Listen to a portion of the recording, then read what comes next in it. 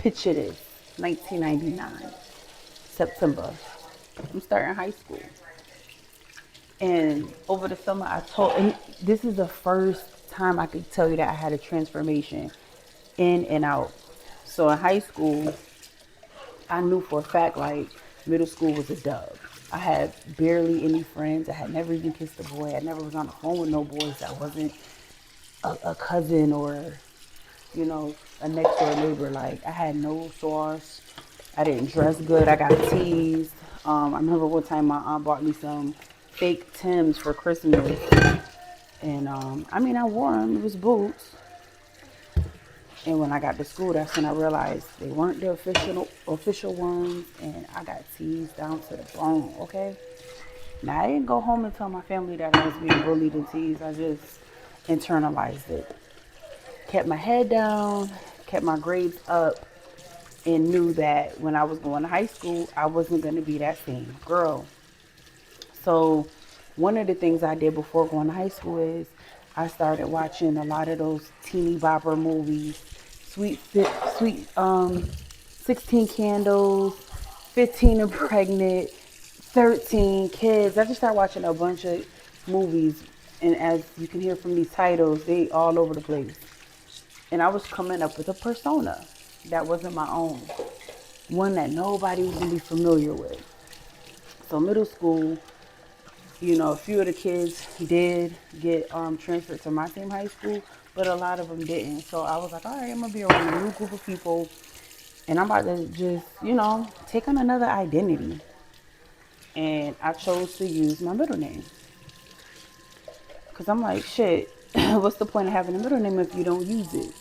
So I started going by my middle name that summer in preparation for high school for September 1999. First day of school, everybody was way taller than me. It was girls wearing rouge on their lips. They had high heels on. It was like a whole different ballgame for me. It was a different world. Now, high school is what, 9th through 12th grade. So we got people that's like 18. We got people driving. So it was just like, oh, okay. Now, by the second day of school, I had already got my first phone number from a dude. And I couldn't believe it because, like I said, I used to be shy. I didn't have no friends. And I used to be getting teased.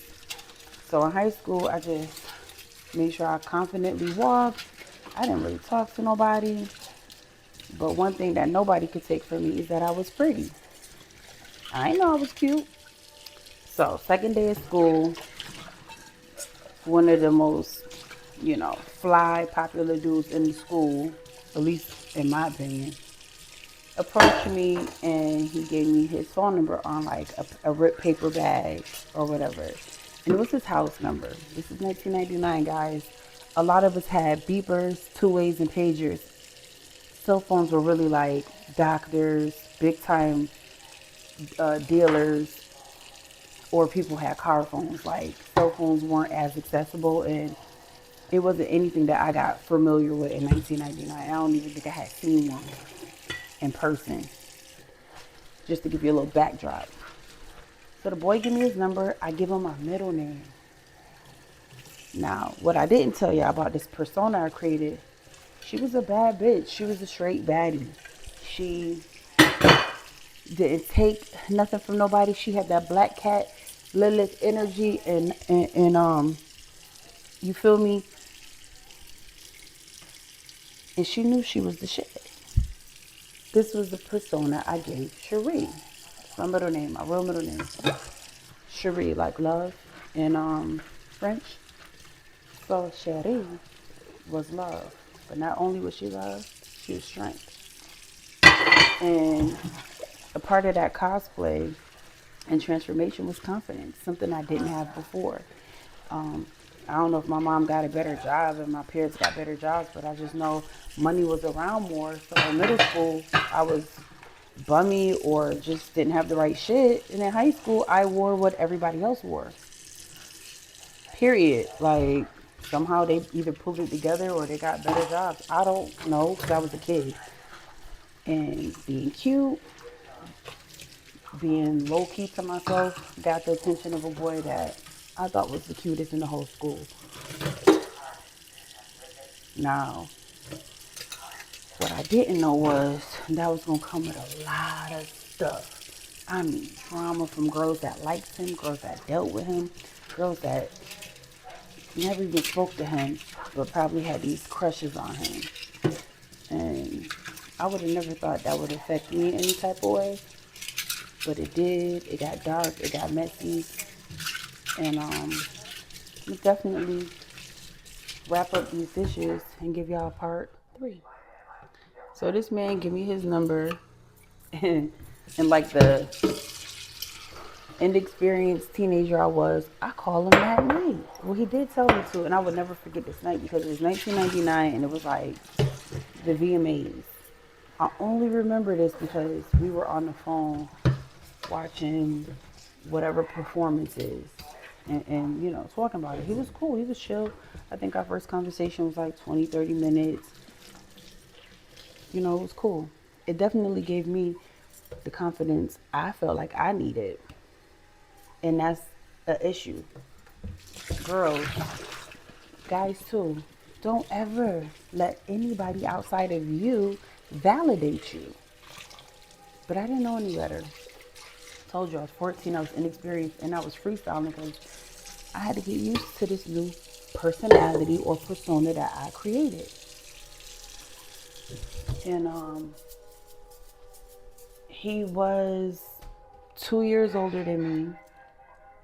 And because I was attracted to him, hormones all going out of every direction, I didn't take my time to do any research on him.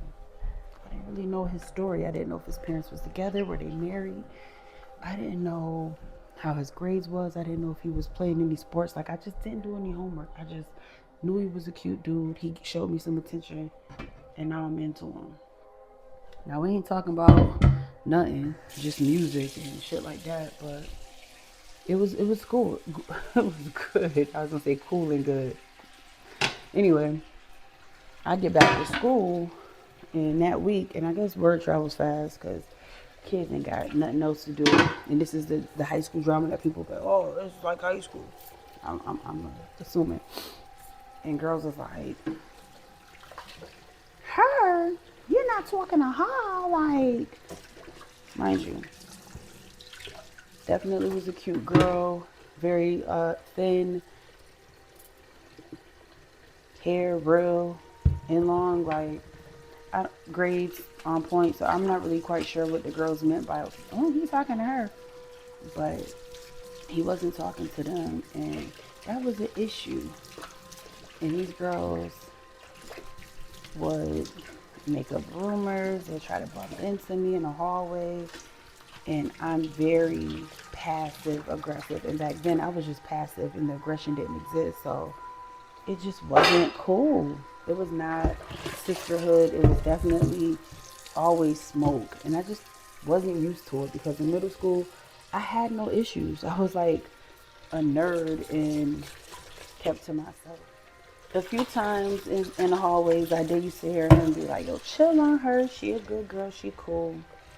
But the girls didn't know me. I came out of nowhere, according to them. I would tell you I was a freshman and maybe they were sophomore and seniors.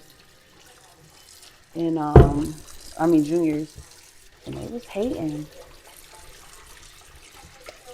So my first taste of high school is I'm cute enough for the popular boys to talk to me. Also me not realizing I'm fresh meat. And girls ain't really pumping with me like that. And it wasn't because I wasn't a girl's girl. Because deep in my heart, I feel like I have always been because I always wanted a sister. It's just me and my brother, so I don't have no issues with being friends with girls. But I started to see that whole divide, and when you meet chicks and they be like, I'm primarily friends with males, this is probably why. Girl world is totally different, and somebody could not like you and it could turn into a volatile situation. Fortunately for me, it didn't. I ended up making friends with some of the upperclassmen, and one of the girls that befriended me, And for the contents of the story, I'm changing name. Name was Azalea. And Azalea was 2 years older. And she seemed like she had some street smart, or at least some kind of experiences that I didn't have. And man, we was like this, like white on rice.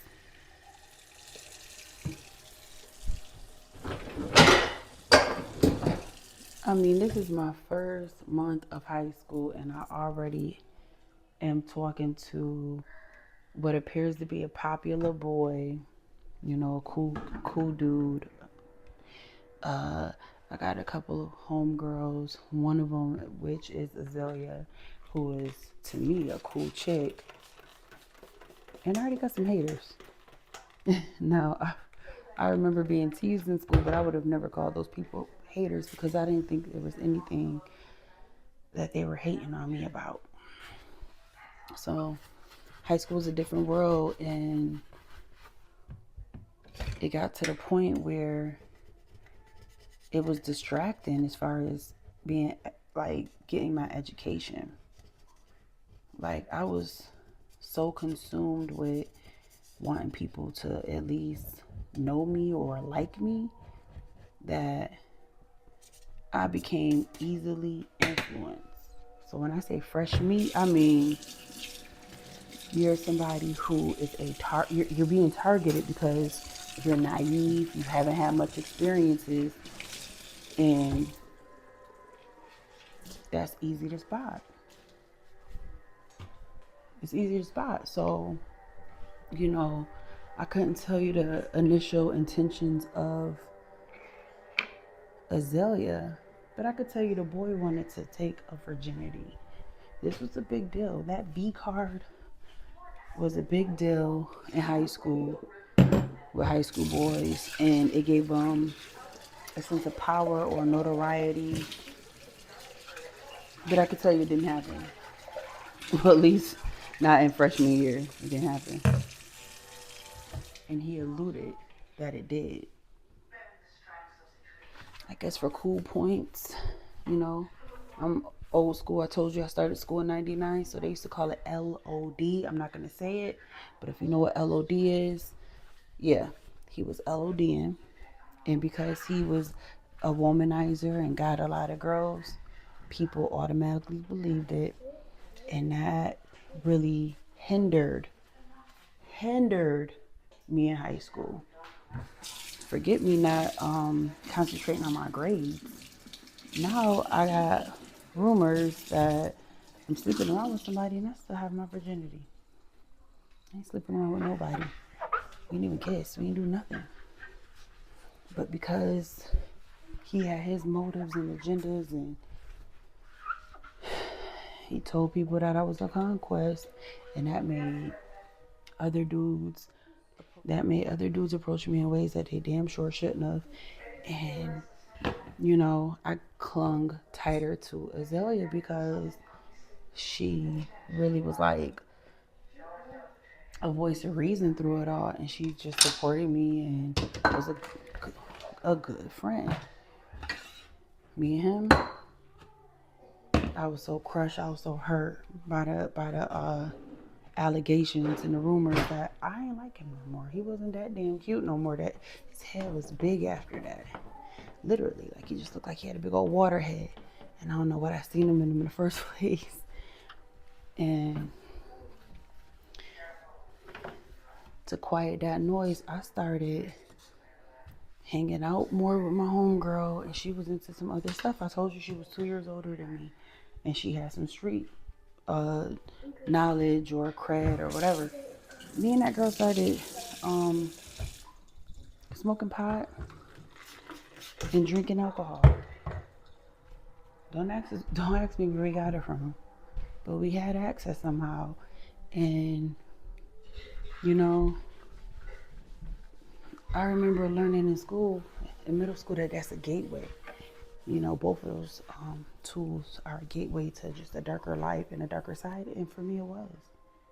So when I tell you about this transformation, I'm telling you about a girl who was completely innocent, nerdy, and obscure, to a girl who has been thrusted in this sexual,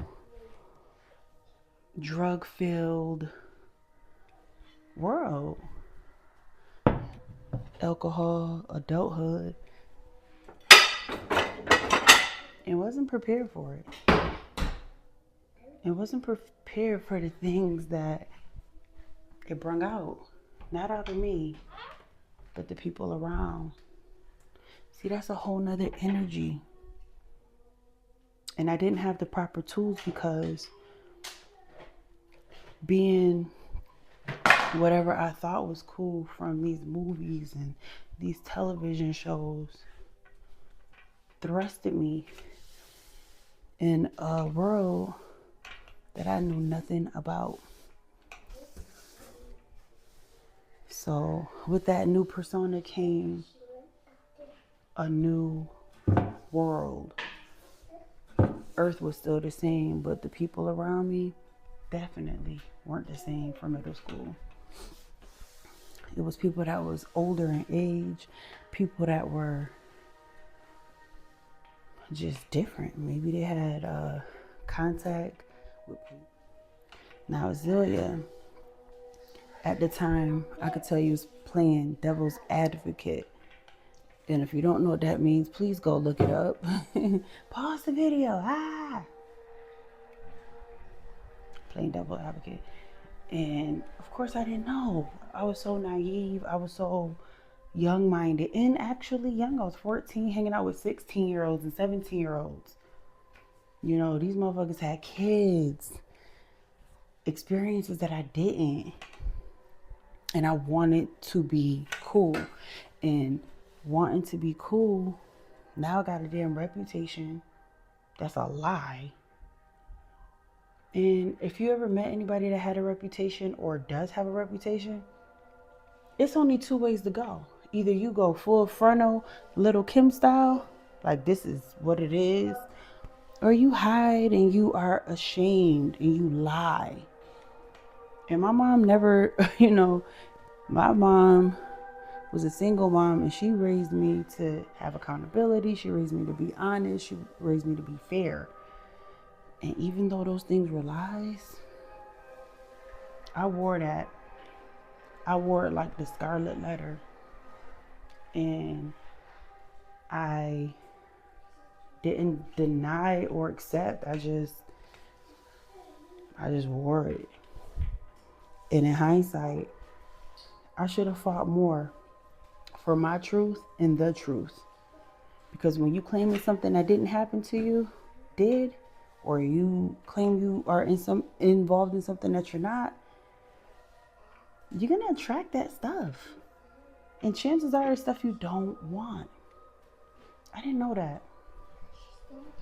So this story time is you learning about me telling my experiences and how I transformed from what I would say an innocent 13-year-old into a darker, spirited 14-year-old.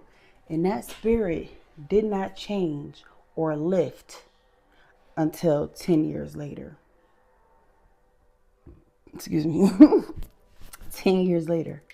Like that energy was there. And it was because I was still friends with Azealia. Azealia is what the kids today will call a monitoring spirit. She'll always be lurking. Even if we wasn't together every day, all day.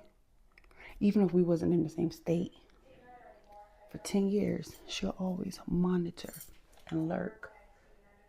And whenever she was close enough to me, she would play devil's advocate for her own sick pleasures. Honestly, me looking back. And she used to just have the two of us, me and her, in these situations with older men, married men, older dudes that we had no business being a part of. And because I thought she was cool, I thought I was safe to be around. I thought, there's no way somebody older than me will purposely put themselves in danger. Well, guess what, baby? When you smoking pot and you drinking whatever alcoholic beverages, especially if you're underage, you don't have no clue. You don't have a clue. You don't have a clue how much danger people put themselves in on purpose, especially when they're under the influence, not of other people, but those substances. It's not a smart thing.